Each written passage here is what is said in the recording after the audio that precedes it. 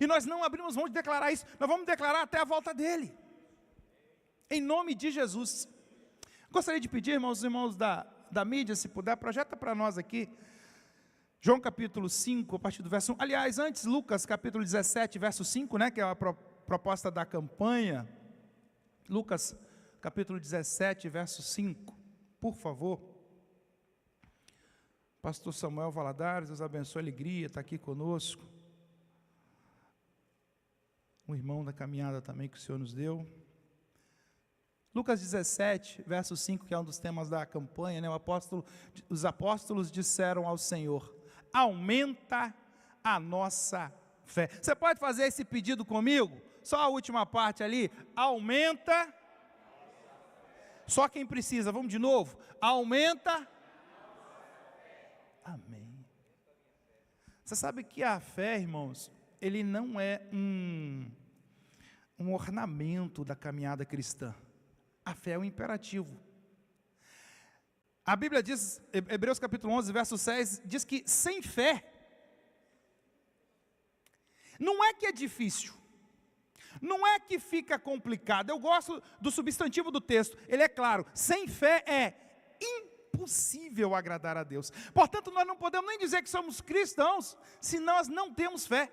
E às vezes a gente até, irmãos, eu não tenho fé, pode até assumir que ela está fraca, mas não diga que não tem, porque se nós não temos fé, nós nem somos cristãos. O texto é claro, sem fé é impossível agradar a Deus. Nós caminhamos por fé, irmão, não é nem por vista. Nós precisamos entender isso. É mais difícil, não é impossível. Então, se está faltando fé, a campanha está aqui. Aumenta a nossa fé.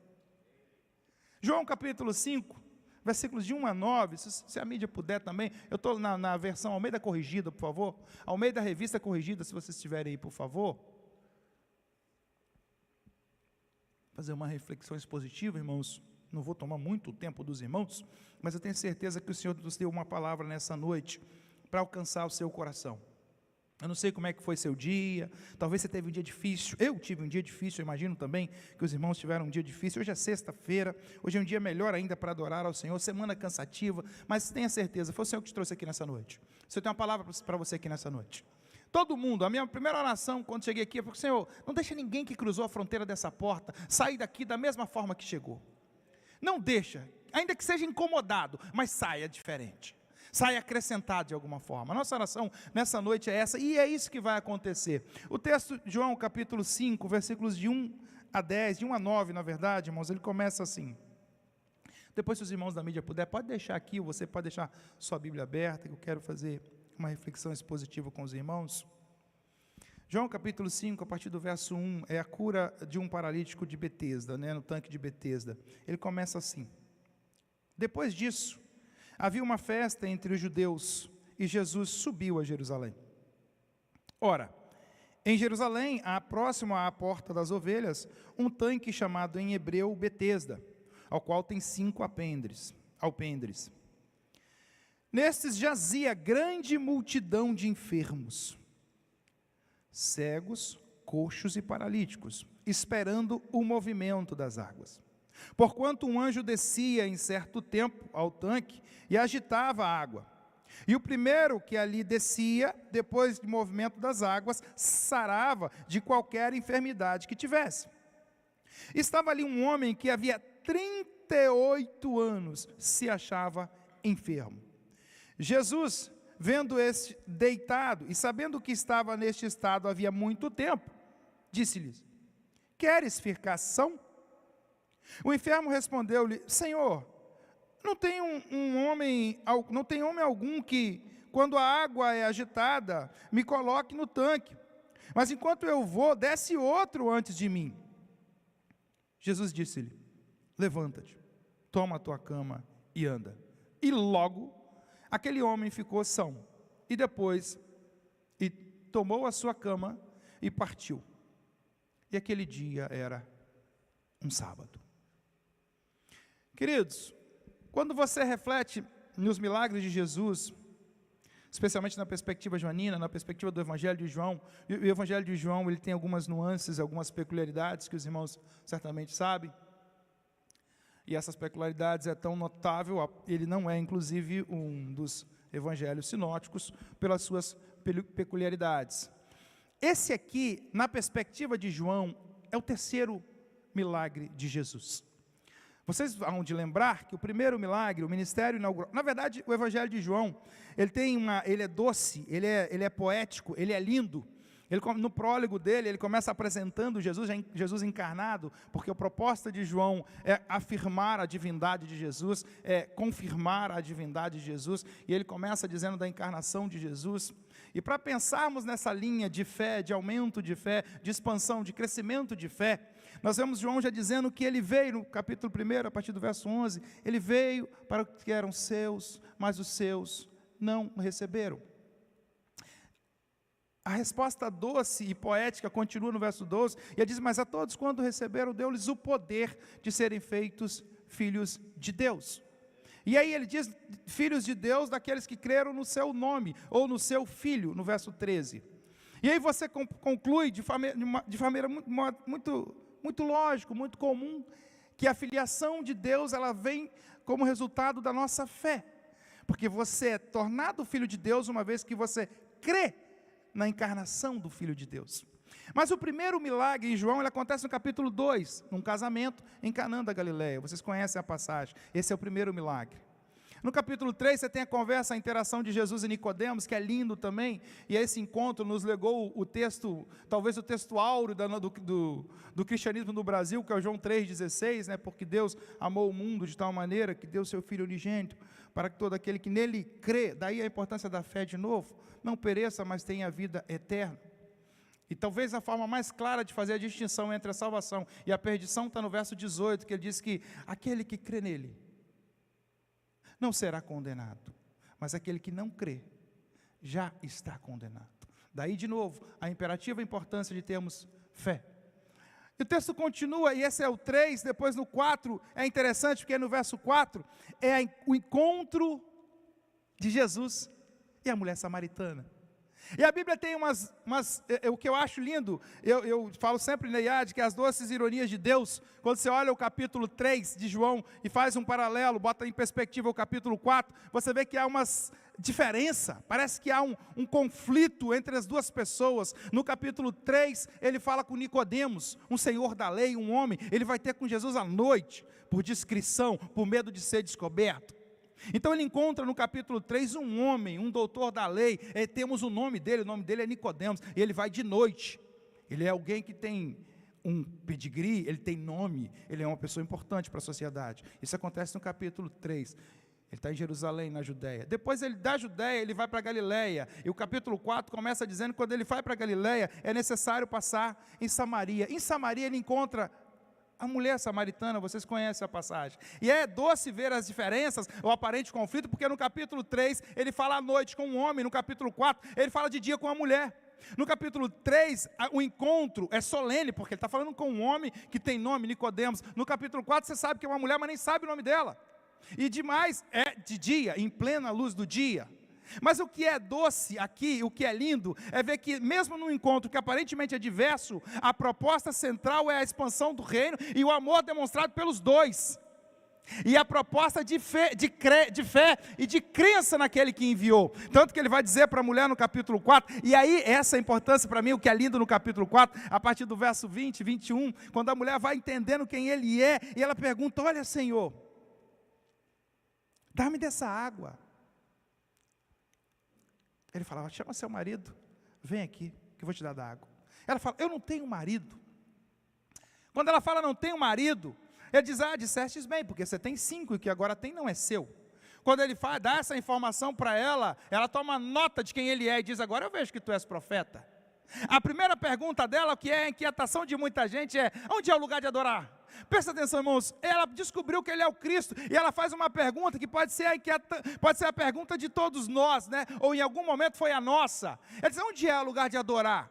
Porque nossos pais dizem que é aqui em Gerezim, ela está em Gerezim, nesse monte. Mas os judeus dizem que é em Jerusalém.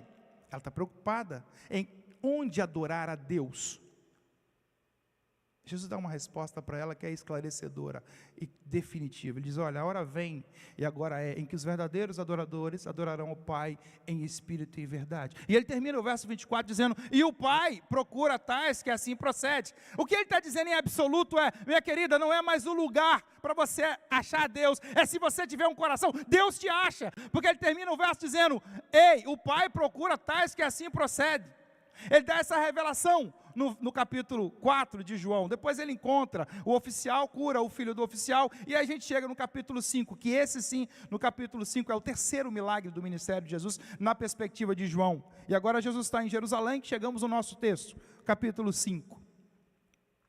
É festa, a cidade está cheia. Alguns historiadores, alguns teólogos dizem que tinha 5 vezes mais pessoas do que normal na cidade de Jerusalém, porque é um dia de festa. Aí a pergunta que eu faço, e às vezes a inquietação quero partilhar com vocês é, se era um dia de festa, a cidade estava cheia, o som estava alto, a luz estava intensa, barulho, muita coisa, comida, e para onde que Jesus vai? Para o tanque de Betesda. O que tem no tanque de Betesda? Doente, gente enferma, gente problemática. E a minha, se por gentileza, o pessoal da mídia, se puder, deixa para a gente o texto, se puder, irmãos, por favor.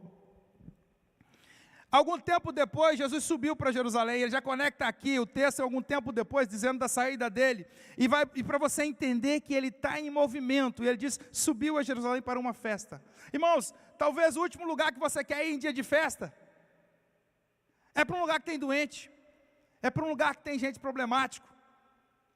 Mas o que me conforta a alma, o que me alegra o coração, é saber que ele foi lá, e que eu poderia ser um daqueles, e em algum momento eu fui aquele homem que estava naquele tanque.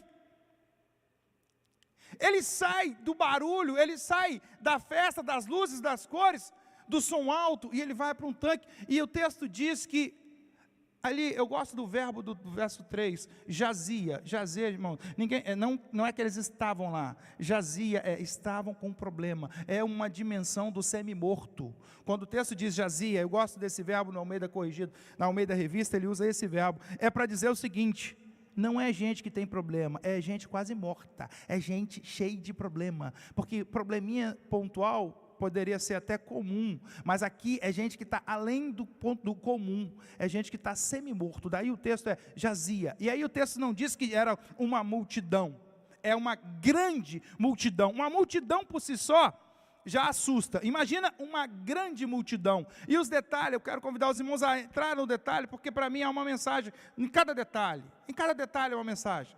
Paulo escrevendo aos Romanos, ele diz que tudo que antes foi escrito para o nosso ensino, foi escrito. Então, para nós, esses detalhes são importantes. Você entra no texto, você percebe agora que não era uma multidão, era uma grande multidão. Gente cheia de problema. Eu comecei dizendo a você, eu não sei como é que foi seu dia. Eu não sei como é que foi sua semana. Eu não sei como é que tem sido a sua vida. Eu sei que esse homem tinha 38 anos naquela expectativa. Esperando. E é interessante porque a casa de misericórdia, que seria a tradução mais comum do tanque de Betesda, não era necessariamente misericordiosa, porque ela era uma casa meio que de mérito, era abençoado aquele que chegasse primeiro. E aí tinha que ser uma espécie de Usain Bolt da fé. Se você deu a água, mexeu lá, você tem que ir. Se você não chegar em primeiro, em segundo não interessa, você não é mais abençoado. E aquele homem estava ali vivendo essa frustração há 38 anos. Pode avançar para o verso 3, por favor, o 4. E quando ele fala da multidão de gente, você vai no verso 4, você começa a ver que ele estava um tempão, irmãos. 38 anos. 38 anos, aí aqui, 38 anos é a metáfora da demora, não é necessariamente 38 anos, porque eu tenho, por exemplo, talvez tenha gente aqui que não tenha 38 anos, talvez tenha menos, mas já não aguenta mais esperar, não tem mais paciência, parece que a água mexe lá, e toda vez que a água mexe, ele não consegue nem ver mais a água mexer. Nós temos essas dores, ou não sei se é só na IAD, talvez aqui vocês tenham também, eu tenho essas dores às vezes. Quando é que vai ser a nossa vez? Porque às vezes nós vivemos, irmãos, na estigma do quase. E esse homem aqui me revela muito isso, me mostra muito isso. Ele quase foi, mas nunca, quando ele chegava alguém, ele mesmo disse, chegou alguém no lugar dele. Foi alguém no lugar dele. Quantas vezes nós não vivemos isso? Quantas vezes a gente tem a sensação de que era a minha vez? Sabe aquela promoção? Eu estou naquela empresa há 10 anos. Chega uma pessoa com 3, 6 meses de casa, mas só porque tinha um curso que eu não tenho, a promoção que era para ser minha, ele levou. Sabe aquela dedicação no vestibular no final do ano? Você ali é o segundo suplente. Você ficou pouco, a linha de corte era 100, você tirou 99. Ou no concurso, era.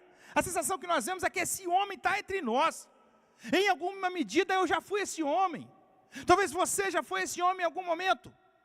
Não é 38 anos, mas é muito tempo de espera. Quantos dissabores, quantas frustrações que a vida nos propõe. E aí a gente fica olhando e fala, gente, estava lá esperando, quantos irmãos, quantos jovens, encontram uma pessoa, acha que era para casar, alguma coisa acontece. Não é a vez do casamento. Não era a pessoa que ela estava esperando. Não era a pessoa que ele estava esperando. Quantos pais oram por muitos anos para uma conversão de um filho, e chega um momento que você parece que ele está quebrantado, parece que ele vai, mas daqui a pouco uma nova amizade arrasta ele para o mundo de novo. Aí você fala, meu Deus, não vai chegar a minha vez. Quando é que vai chegar a minha vez? Então esse homem, ele é uma metáfora de cada um de nós em algum momento. Se eu não fui, eu ainda eu posso não ser mais, mas eu fui ele, em vários momentos da minha vida. Esperando, pacientemente pela minha vez. E às vezes, irmãos, não é tão pacientemente assim. Às vezes a frustração, ela vai criando resistência à fé. Ela vai desanimando, porque o tempo vai corroendo a fé. Quando você olha a interação desse homem com Jesus, a pergunta de Jesus, que me parece ser uma pergunta, às vezes você olha e fala, não faz sentido essa pergunta, queres ficar são? Você pode imaginar um homem falando, não, eu estou aqui porque eu quero, né? Eu gosto de ver a paisagem. Não. Então por que Jesus perguntou? Por isso, irmãos, porque às vezes ele já nem esperava mais. E a interação dele, a resposta dele para Jesus, a pergunta é objetiva, a resposta é evasiva. Jesus pergunta de forma clara, quer ficação? Ele responde, Senhor, quando chega o anjo, ninguém me leva. Talvez Jesus, fosse eu, Jesus, ou fosse um de nós, diríamos, amigo, não é isso que eu estou te perguntando. Você quer ficação? Mas aqui Jesus, a graça que entra em ação e faz, Jesus entendeu a dor dele. Jesus entendeu que o homem ainda não o conhecia. E esse às vezes é o nosso problema. Porque irmãos, às vezes nós precisamos conhecer um pouco mais de Deus. Às vezes nós precisamos encontrá-lo. Às vezes nós precisamos procurar mais sobre Jesus. Ainda no capítulo 5, no verso 39, ele vai dizer, examinai as Escrituras e procurar ter nela a vida eterna, porque são elas que de mim testificam. Nós precisamos entender as Escrituras, porque às vezes, queridos, nós somos especialistas nos nossos problemas, mas nós conhecemos pouco de Deus. Esse homem não sabia quem é que estava interagindo com ele, por isso que ele dá essa resposta evasiva. Ele está entendendo que Jesus está dizendo, por que você não ganhou, por que você não foi, por que você não chegou? Ele está justificando o fracasso dele, e Jesus está dizendo, ei amigo, você quer ficação? Ele não conhecia quem estava interagindo com ele. Queridos, nós precisamos entender que às vezes nós somos, como eu disse a vocês, especialistas no nosso problema. Nós conhecemos o problema por todos os ângulos, por todas as perspectivas, por todo o tempo, o que aconteceu, onde aconteceu, como aconteceu, quem estava envolvido, nós sabemos de tudo, nós lembramos de tudo. Mas às vezes nós não olhamos para onde verdadeiramente deveríamos olhar. Para Ele. Para Ele. Capítulo 14 de Mateus, vocês conhecem a passagem da tempestade, quando Jesus anda sobre o mar. Capítulo 14, Mateus de 22 a 33, você tem uma passagem interessante. Jesus está andando sobre o mar, Pedro pede, Senhor, manda que eu vá com você que eu quero ir. Jesus fala, vem, ele vai. No verso 28, 29 vai dizer que Pedro observou o vento. Quando Pedro observou o vento, ele afundou. Quando ele tirou o olho de Jesus, ele afundou. Qual o ensino? Qual a aplicação desse texto? É que muitas vezes nós olhamos com ênfase, com cuidado, com uma lupa para os nossos problemas e olhamos de passagem, de forma rápida para Jesus. Eu preciso olhar de forma detida, meticulosa, com critério para Jesus. Entender que a prioridade do meu olhar tem que ser para Jesus. Esse homem aqui ignorou a pergunta de Jesus, porque não sabia quem era Jesus. Você vai dizer, mas pastor, eu sei quem é Jesus. Será, irmãos? Na dimensão que tem que ser? O que ele pode nos fazer? Quer-ficação? Era a pergunta. A resposta dele é evasiva, é uma desculpa, é uma justificativa. A questão é, nós às vezes fazemos os pedidos equivocados, porque não conhecemos com quem estamos interagindo. E o mundo deixa isso muito claro para nós, e nós somos, no nosso dia a dia, a gente faz a interação certa, não é? Você vai numa farmácia, você sabendo que você vai pedir lá remédio, você conhece o seu interlocutor, você sabe quem está do outro lado do balcão. Às vezes nós não pedimos certo, porque nós não conhecemos quem ele é, qual a proposta dele. Tiago diz que nós pedimos e não recebemos, porque pedimos mal às vezes. Queridos, e há um modelo para pedir. Quem disse isso? Jesus. Quando você vai orar, Mateus 6, a partir do verso 9, ele diz, Pai nosso que estás nos céus, santificado seja o vosso nome. Ainda no verso 10, a primeira interação, e é importante para nós, para mim é uma palavra de conforto, de consolo para mim e para vocês nessa noite. O verso 10 diz que seja feita a sua vontade, assim na terra como no céu. Portanto, o nosso pedido tem que estar respaldado na vontade dEle. E entender que a vontade dEle, às vezes, queridos, é o silêncio. A vontade dele é mais um tempo para que eu crie maturidade, para que eu tenha mais capacidade de receber com gratidão e maturidade aquilo que ele tem para nós.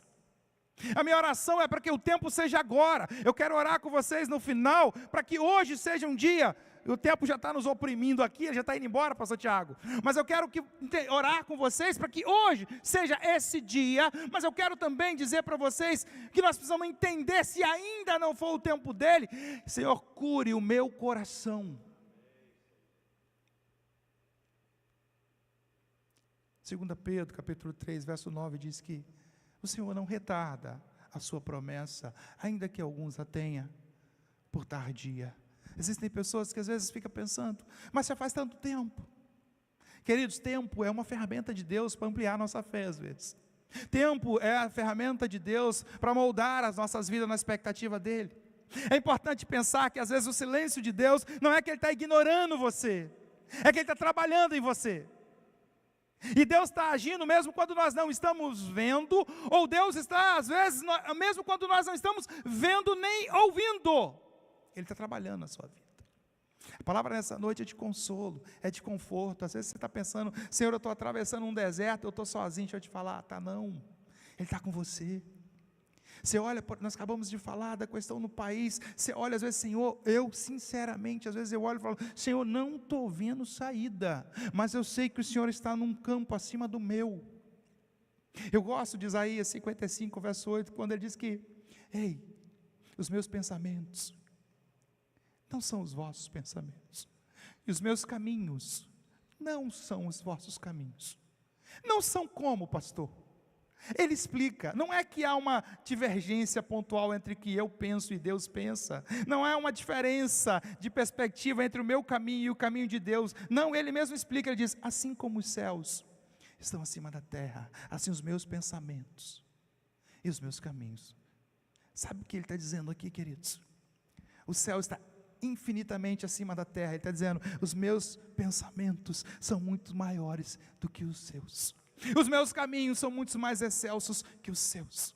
Então às vezes, irmãos, nós temos que olhar e falar, Senhor, 38 anos eu clamo e o Senhor não me responde, 20 anos, 15 anos, 10 anos, deixa eu te falar, não é abandono, é trabalho, é cuidado, é zelo. Eu falo sempre na IAD, às vezes eu louvo a Deus, quando eu olho a minha vida numa perspectiva mais longa, eu aprendo a orar, pastor Fabiano, e agradecer pelas respostas que Deus não me deu, pelos pedidos que Ele não atendeu, porque agora olhando eu vejo, aquilo não era o melhor caminho. Então às vezes, querido, você está demorando, aguenta mais um pouco, Ele está trabalhando para você, e Ele tem uma resposta melhor do que você espera.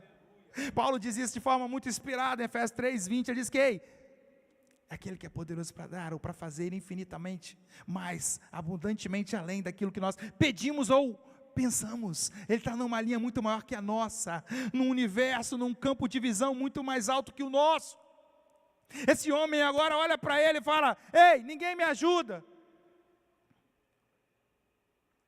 Por mais que o homem não tenha entendido a interação, a graça sobrepõe ao diálogo, e ele diz: levanta, toma sua cama e anda.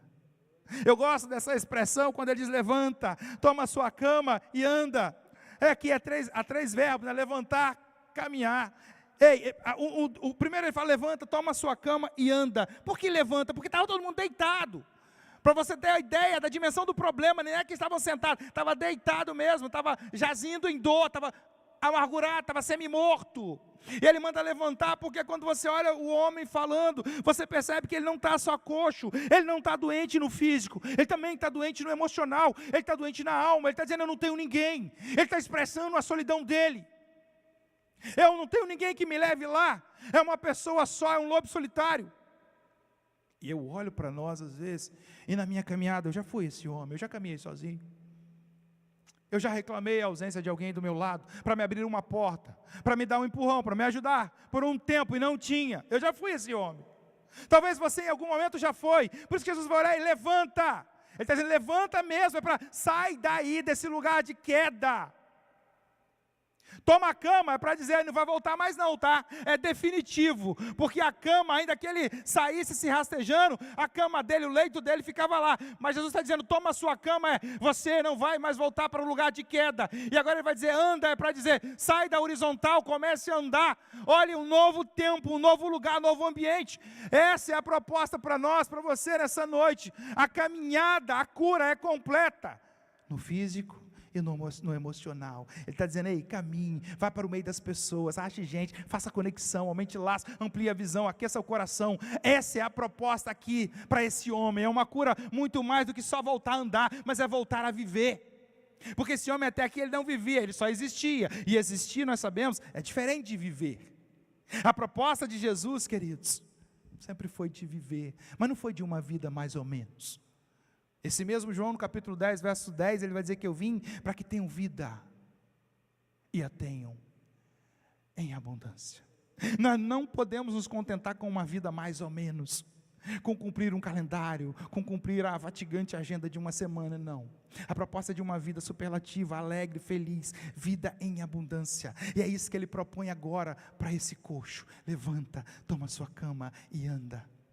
Queridos, eram 38 anos de espera. Eu gostaria que vocês colocassem de pé, a hora já está indo embora, eu quero gastar um tempo orando com vocês.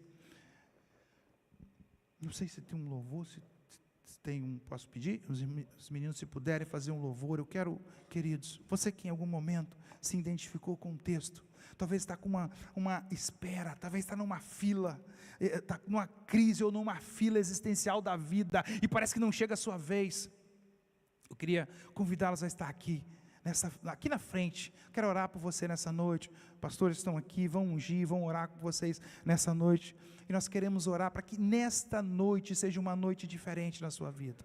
Seja um momento diferente. Não é só mais informação, eu não vim aqui trazer informação, porque eu sei que os irmãos são bem estudados, são bem ensinados. Eu conheço os líderes de vocês, e eu sei da maturidade de cada um deles, então não vim trazer, só falar de um ensinamento a mais, mas eu vim falar de um momento diferente na sua vida a partir de hoje.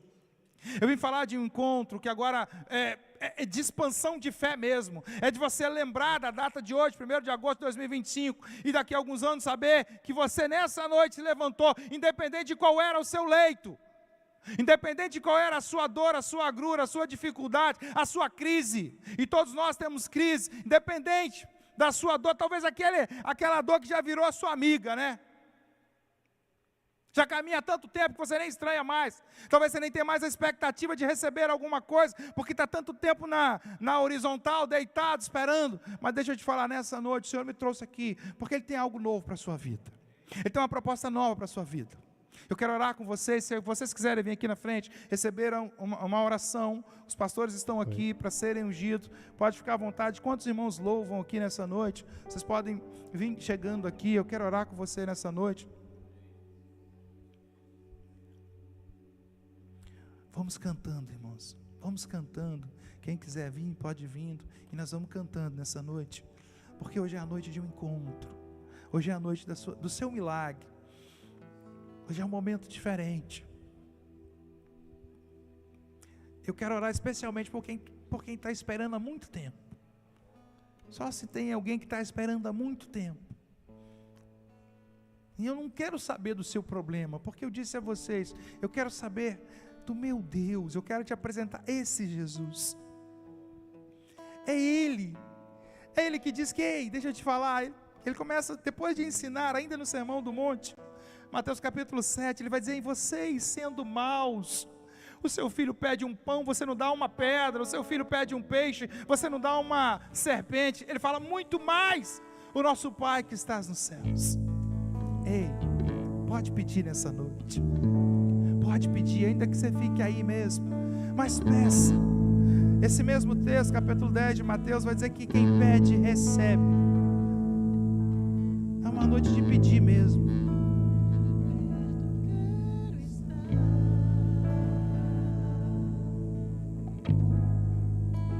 Junto aos teus pés,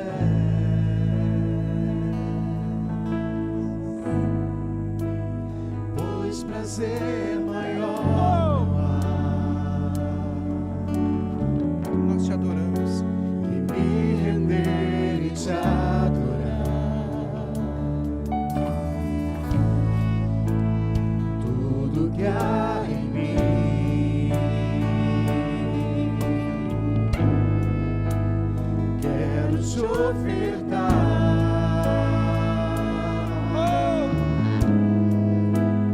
Mas ainda é pouco eu sei. Se comparado ao que ganhei, não sou apenas servo, teu amigo me tornei.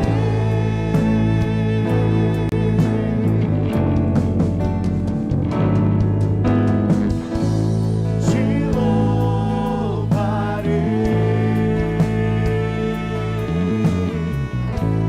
não importam as circunstâncias, adorarei